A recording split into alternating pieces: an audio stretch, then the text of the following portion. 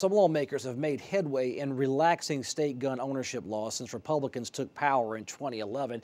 A few gun bills are filed so far in 2013, but grassroots movements are still in Raleigh rallying and lobbying the legislature. This week, a couple of hundred people came out to discuss the state's role in the Second Amendment and discuss new proposals for school safety, a hot national topic of debate.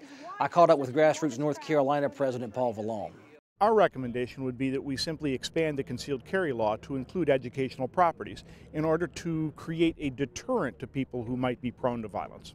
How would that work? If a teacher has a concealed carry, they could legally take their weapon to work in a concealed fashion?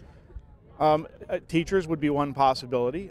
As it stands right now, if a parent takes their child to school, they have to take the firearm out of their car, otherwise they're a felon. Representative Rick Glazier is from Cumberland County, and you've been on the forefront of a lot of school bills of different kinds, but school security is where the national debate is. It certainly is, and thanks for having me today. Well, you know, grassroots, or these groups are out here, gun rights, and they say it's time now to at least give teachers an option to protect themselves if they're law-abiding and sober citizens with their weapons. What do you make of that?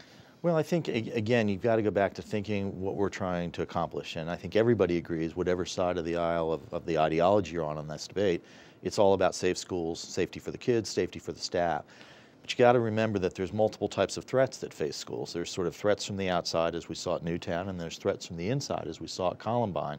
And no single one answer is going to fit all of those threats. I don't think by creating more capacity for shootouts and gunfire in schools that's really what we want at schools. I don't think most teachers want to be carrying. I don't think they want to know that there are lots of guns on campuses, particularly elementary school campuses. So I think that there are other options that need to be looked at. But I do agree with the basic premise that you want to have better security capacity than we have and quicker response capacity than we have currently at schools. And I think there are other things we can do to get that to happen. Is there a fair argument that if there is a faster response time, that means you're responding to something that has already happened? It's already too late if the police are getting called. How do you prevent the need for the response time? Does a good guy with a gun stop the bad guy with the gun? You know, that certainly, I think, depends circumstance to circumstance. But the best way is preventive in the first place, and that is, like anything, having intel as your first line of defense. And so for schools, that means things like increased school guidance counselors, social workers, and school psychiatrists to deal with the kinds of threats that Virginia Tech faced and that Columbine faced. Without having that, that's a problem. Second, we know that we want a presence at many schools. Thus, the legislature created the SRO program in middle and high school, school resource officers. The question now is how to expand that in a targeted way to elementary schools. I do want a security presence there, but I want a security presence that's trained and that's their primary and sole job. I don't want to be talking about having as a teacher function or on their job description that they've got to know how to carry and how to shoot, and I don't think they want that.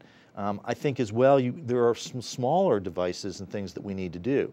There's really no reason. Here in the legislature, you know that every office has underneath the desk a security button that immediately links to Capitol Police. And they hustle. And they hustle. I mean, we know that they can be in the office within 20, 30 seconds. So what we want to do, and I think this was a national discussion just a few weeks ago, is why don't we have the capacity in each school? Why isn't there an allocation this year to create a system that links from each classroom, not from each school, but from each classroom in each building, directly to the nearest law enforcement agency? And then you have to follow that with training and tabletop exercises between law enforcement and schools on a yearly basis so that staff is really trained in how to respond. Are small town police forces equipped to deal with a case where someone is walking around in paramilitary uniforms, and set the style of gun aside, they're walking around a hall room and you got to go classroom to classroom to find him or her? Well, they're certainly better equipped than it is for someone who's not law enforcement trained to be able to do it.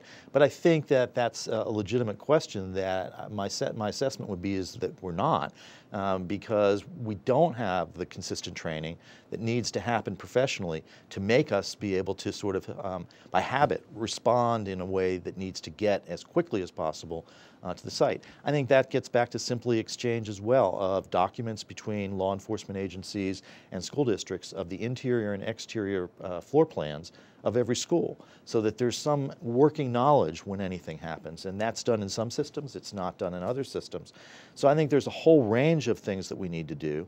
And we know, on the basis of what happened societally, we have got to spend far more resources in our mental health system because the best stoppage of these events is prevention. It's not engaging in whether or not we're going to win the shootout. Well, let's see what bills come out this session. I know you're working. I'll wait to see what you come up with. You say you've got a bipartisan group. There are also Republicans and Democrats with their own ideas. Thank you, Representative Rick Glazer. Thanks so very much. Appreciate it. Take care.